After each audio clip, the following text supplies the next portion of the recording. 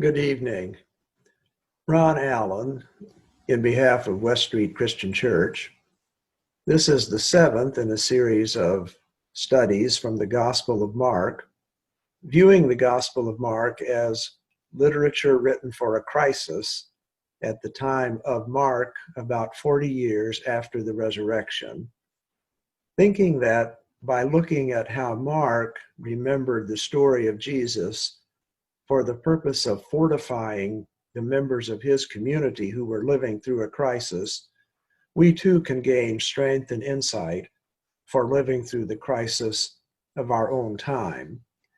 In previous studies, I have reviewed the nature and purpose of the Gospel of Mark and the mission of Jesus and his message, which may be summed up in the phrase, "The realm of God is at hand." That is, God is at work through Jesus, partially now, aiming toward a future completion point of shaping every person, every relationship, every situation according to love, peace, justice, mutuality, abundance for all, and life everlasting. So tonight, we come with Jesus and the disciples for the first time traveling together as a group when they arrive in the city of Capernaum.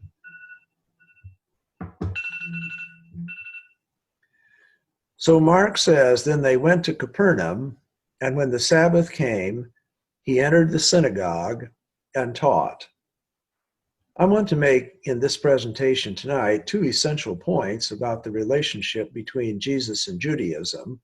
The first one, right now, is to note the continuity between Jesus and Judaism. He is pictured here as a faithful member of the Jewish community, doing what Jews do, as a way for Mark to emphasize that Jesus and his movement do not have a fundamental disagreement with Judaism, but they are a part of the heir, H-E-I-R, of the continuing Jesus movement. And it says that he came into the synagogue and taught.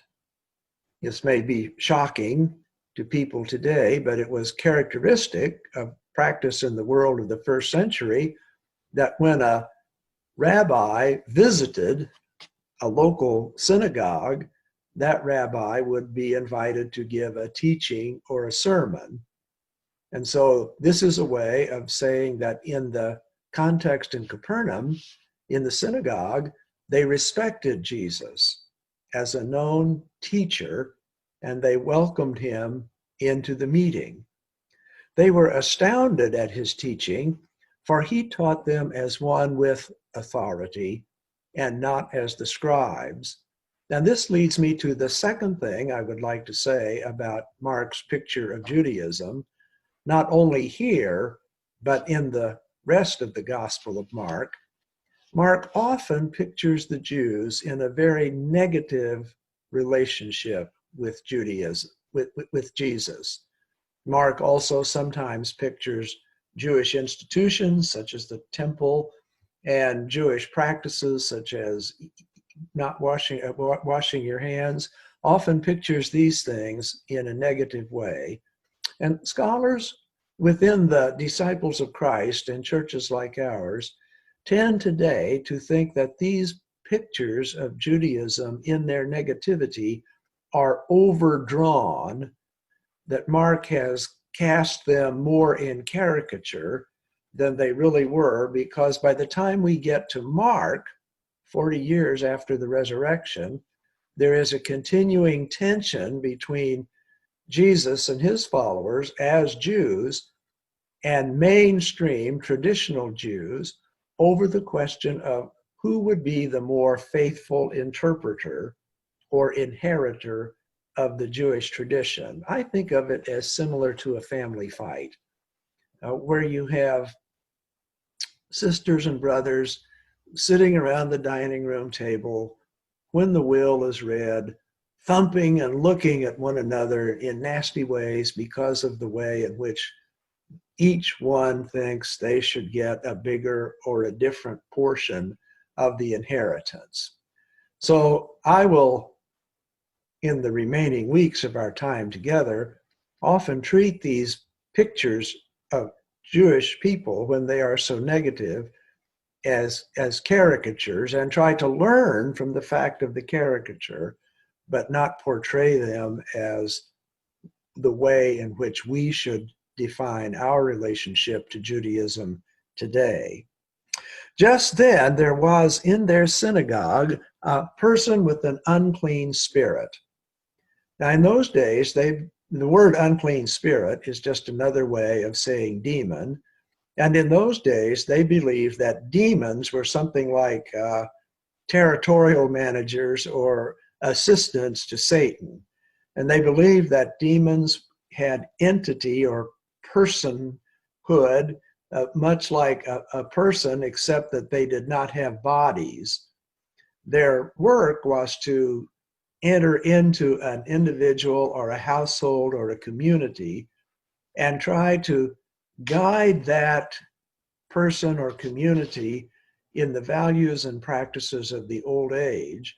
As assistants to Satan, they were trying to wrestle the world away from love, peace, and justice and make it a place of chaos and disorder, so that people living in those times would turn away from God and Jesus and turn toward the values and practices of the old age.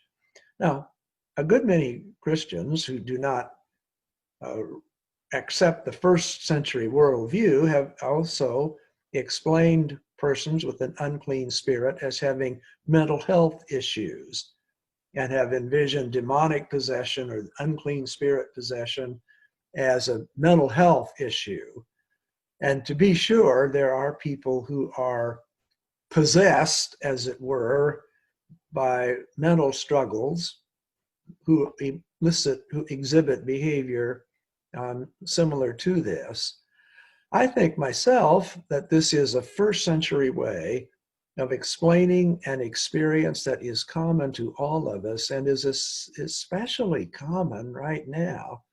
And that is feeling like you are under the control, or if not under the control, certainly caught in the conflict with force fields that are bigger than you are and over which you cannot easily have control. Ask the drug addict, ask the alcoholic, ask the person who is what we might call a rageaholic. They don't choose these behaviors, but these behaviors get a hold of them, and it is as if they are possessed. Now, the person in this synagogue has a great insight. He cries out, "What have you to do with us, Jesus of Nazareth? Have you come to destroy us?" Immediately, the first figure in the Gospel of Mark to recognize the identity, mission, and power of Jesus is none other than this demoniac. And why? Because he has everything to lose.